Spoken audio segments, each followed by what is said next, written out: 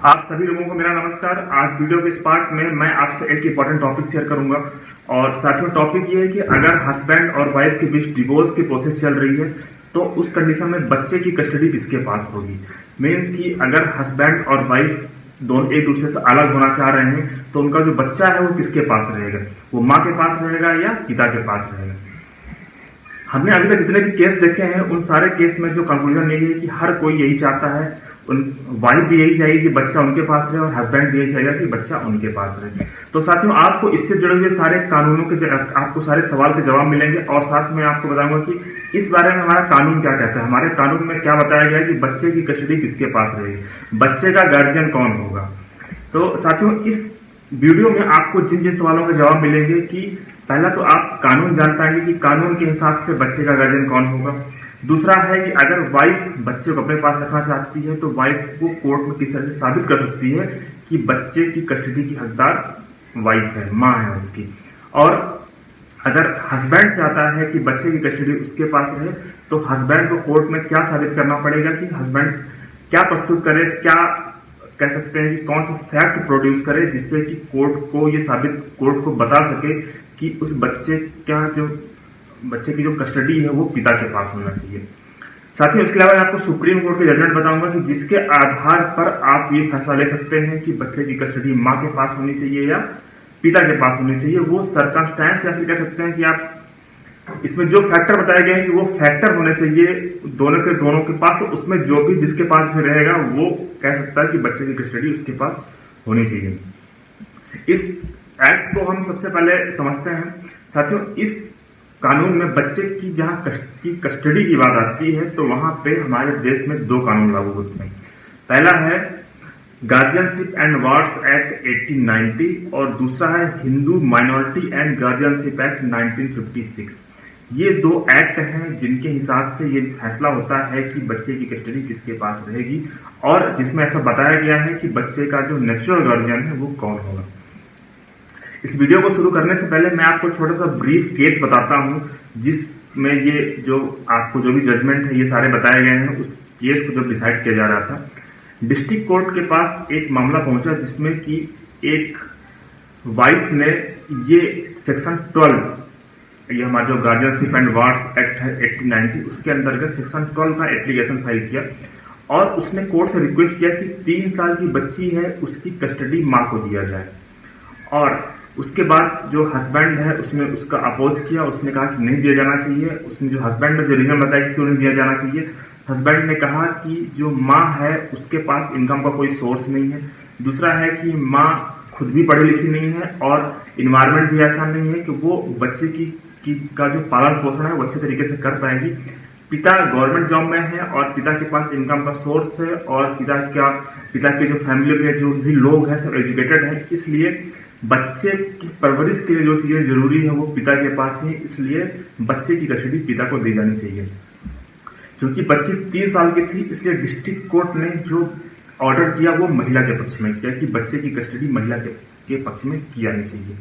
इसके बाद ये मामला पहुंचा हाई कोर्ट और हाई कोर्ट में अपील की गई सेक्शन 47 के अंतर्गत। यहाँ पे हाई कोर्ट के पास जब मामला पहुंचा तो हाई कोर्ट में हस्बैंड ने ये कहा कि डिस्ट्रिक्ट कोर्ट ने जो ऑर्डर दिया है उसको रद्द किया जाए, उसको सेट असाइड किया जाए, क्योंकि बच्ची की जो माँ है वो उसकी परवरिश अच्छे से नहीं कर पाएगी क्योंकि उसके पास ऐसी कोई फैसिलिटी नहीं है, ना तो वो खुद अर्न करती है और उसने वही टॉपिक रिपीट की, उसने वही फैक्ट रिपीट किए जो फैक्ट उसने डिस्ट्रिक्ट कोर्ट में रिपीट किए थे। उसके बाद इस मामले में हाई कोर्ट ने फैसला लिया। अब साथ ही इसमें हाई कोर्ट ने क्या फैसला लिया वो आप इस वीडियो को देख के समझ पाएंगे कि हाई कोर्ट ने क्या क्या टिप्पणी किया इस पे हाई कोर्ट ने कहा कि सबसे पहले तो हम समझते हैं कि बच्चे का नेचुरल गार्जियन कौन होता है। इस बारे में हम एक्ट देखते हैं कि हमारे एक्ट में क्या बताया गया कि बच्चे का नेचुरल गार्जियन कौन होता है। तो आप स्क्रीन पे देख रहे होंगे हमारे सेक्शन 6 ये जो हमारा Hindu minority and guardianship act है 1956 उसमें बताया गया कि सेक्शन 6 में बताया गया कि नेचुरल गार्जियन कौन होगा बच्चे का। इसमें ऐसा बताया गया the natural guardian of a Hindu minor, इसमें ए है सबसेक्शन ए कहता है in the case of a boy और a unmarried girl the father and after him the mother provided that the custody of minor who has not completed the age of 5 years shall ordinary be with the mother. साथियों, इसमें ऐसा बताया गया है कि जो बच्चे का जो नेचुरल गार्जियन होगा वो पिता होगा और उसके बाद माँ होगी। लेकिन जहां तक बच्चे की उम्र अगर 5 साल से कम है तो उसकी जो नेचुरल गार्जियन है वो माँ होगी। और इस केस में यही हुआ था। इस केस में चूंकि बच्ची 3 साल की थी, इसलिए हाई कोर्ट ने भी यह रिपीट किया कि डिस्ट्रिक्ट कोर्ट ने कोई गलत फैसला नहीं दिया है, डिस्ट्रिक्ट कोर्ट के फैसले को रद्द नहीं किया जा सकता है, क्योंकि बच्ची 3 साल की है। इसलिए यह जो उसकी नेचुरल गार्जियन है वो माँ है और उसकी कस्टडी माँ के पास ही रहेगी। मुझे उम्मीद है कि आपको एक फैक्ट क्लियर हुआ कि अगर बच्चे की उम्र 5 साल से कम है तो उसकी जो कस्टडी है वो माँ के पास रहेगी। इसलिए उस दौरान अगर पिता उस एप्लीकेशन फाइल कर रहे हैं या फिर अपील कर रहे हैं तो मुझे ऐसा लगता नहीं, मैंने रेयरेस्ट केस देखा होगा कि जहां कोर्ट ने ऑर्डर पलटा है, क्योंकि अमूमन हर किसी के पास जमीन फैसिलिटी तो होती है, इतनी एबिलिटी होती है कि वो बच्चे की परवरिश कर सकता है, वो माँ हो चाहे पिता हो, चाहे वो कमा रहे हो या ना कमा रहे हो। अब उसमें जो दूसरी महत्वपूर्ण बात है साथियों, अगर जब बच्चे की एज 5 साल से ज्यादा हो जाए तो जहां बच्चे की एज 5 साल से ज्यादा हो जाती है उस कंडीशन में पिता को उसका गार्जियन माना गया है। तो अगर हस्बैंड मीन पिता, बच्चे का पिता ये चाहता है कि बच्चे की कस्टडी उसके पास रहे, तो निश्चित रूप से हमारे कानून में ऐसा बताया गया है कि उसका जो पहला गार्जियन होगा उसका पिता होगा। हाँ, अगर उसके पिता नहीं है तो फिर उसकी माँ होगी। और हमने बहुत सारे फैसले इस तरह देखे हैं जहां एक बच्चा है वहां पिता को दिया जाता है उसकी कस्टडी के लिए, और माँ के पास ये राइट होता है कि माँ बच्चे से मिल सकती है महीने में 2 बार 4 बार, या फिर कोर्ट ऐसा डिसाइड करती है।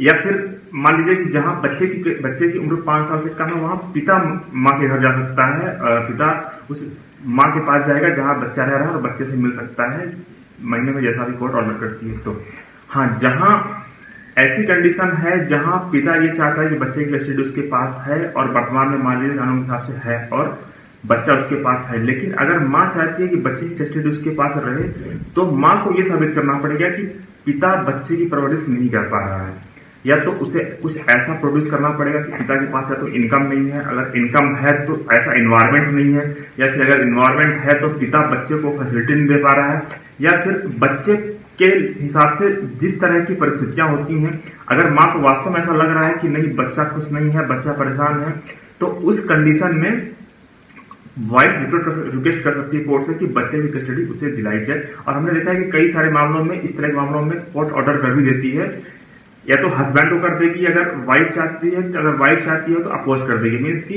एक दूसरे के खिलाफ अगर एप्लीकेशन फाइल करते हैं तो कोर्ट उस हिसाब से फैसला लेती है और निर्णय देती है। हाँ, कुछ परिस्थितियां, कुछ कंडीशन ऐसी होती है कि जहां बच्चे खुद डिसाइड कर सकता है, जहां कोर्ट को ऐसा लगता है कि बच्चे से भी पूछना चाहिए। हमने कुछ मामले देखे हैं जिसमें कि कोर्ट ने, जज ने बच्चे को बुलाया। एक केस हमने देखा, रिसेंटली देखा कि उसमें बच्ची थी, बच्ची की उम्र रही होगी 10-11 साल की होगी, उसमें जज ने उस बच्ची को अपने डाइस पे बुलाया। उसके बाद डाइस पे ऐसा लग रहा था कि बच्ची कुछ संकोच कर रही थी, उसके बाद जज उस बच्ची को अपने रूम में ले गई, जहां जो जज का रूम है, वहां जज ने उससे डिस्कस किया। उसके बाद जज ने फैसला किया कि बच्ची किसके पास रहेगी। मीन्स कि जज ये भी डिसाइड, ये जब उसमें कोर्ट निर्णय लेती है तो वो देखते हैं ये कि वास्तव में बच्चा क्या चाहता है, बच्चा किसके पास रह सकता है। हाँ, इसमें जो सुप्रीम कोर्ट की जो जजमेंट है, आप उसमें देखिए कि बच्चे की कस्टडी अगर माँ के पास है या पिता के पास है, और अगर वो दोनों ये चाहते हैं कि बच्चे की कस्टडी उनके पास रहे, तो किस तरह से वो कोर्ट का ऑर्डर रिवर्स करा सकते हैं, उसके लिए आप जजमेंट दे सकते हैं। तो साथियों, जो पहला जजमेंट है ये है सेवली हाथी वर्सेस सोमनाथ दास। ये भी सुप्रीम कोर्ट का जजमेंट है, 2019 रिसेंटली का जजमेंट है। और इसमें ऐसा बताया गया, wherein it has been held in para 18 that while taking a decision regarding custody or other issue pertaining to a child welfare of the child is of paramount consideration। इसमें court ने ऐसा बताया है कि बच्चे की भलाई ही सबसे एक कंसिडरिंग फैक्टर होगा। मतलब बच्चे की भलाई किसके पास है, माँ के पास है या पिता के पास है, उसी के आधार पर फैसला हो सकता है कि बच्चा किसके पास रहेगा। इसमें एक दूसरा जजमेंट भी है साथियों, वो है गौरव नागपाल वर्सेस सुमेधा नागपाल। ये 2009 का जजमेंट है, ये भी सुप्रीम कोर्ट से डिसाइड हुआ था। इसमें ऐसा बताया गया है कि इसके पैरा 19 में ऐसा बताया गया कि it has been held that every child has a right to proper health. Means कि हेल्थ को भी इशू बनाया जा सकता है कि अगर मान लीजिए कि बच्चे का स्वास्थ्य अगर बिगड़ रहा है, या फिर कह सकते हैं कि बच्चे के स्वास्थ्य का ध्यान नहीं दिया जा रहा है, तो इस कंडीशन में भी अपोजिट पार्टी कोर्ट से रिक्वेस्ट कर सकती है कि बच्चे की कस्टडी उसे दिलाई जाए। इस मामले में एक हाई कोर्ट का भी जजमेंट है, ये भी आप देखिए। ये है the high court of Madhya Pradesh, ये नीरज दांगी वर्सेस सुनीता दांगी के नाम से है। इसमें है कि education and it is the primary duty of the parent to ensure the child get proper education. इसमें ऐसा बताया गया कि एजुकेशन भी एक फैक्टर है जिसके आधार पर निर्णय किया जाता है कि कौन है जो बच्चे को बेहतर शिक्षा दिला सकता है, उसकी माँ या फिर उसके पिता। तो मुझे उम्मीद है कि आपको ये वीडियो समझ में आया होगा और हमने जो आपको जानकारी शेयर किया है वो जानकारी से आप निश्चित रूप से लाभान्वित होंगे। और साथियों, आप इस चैनल को सब्सक्राइब करें ताकि मैं अभी जो भी वीडियो अपलोड करता रहूं वो नोटिफिकेशन आपको प्राप्त होता रहे और आप उस जानकारी को आप तक ही पहुंचे, और आप अगर किसी से शेयर करना चाहते हैं तो आप शेयर भी कर पाएं। धन्यवाद।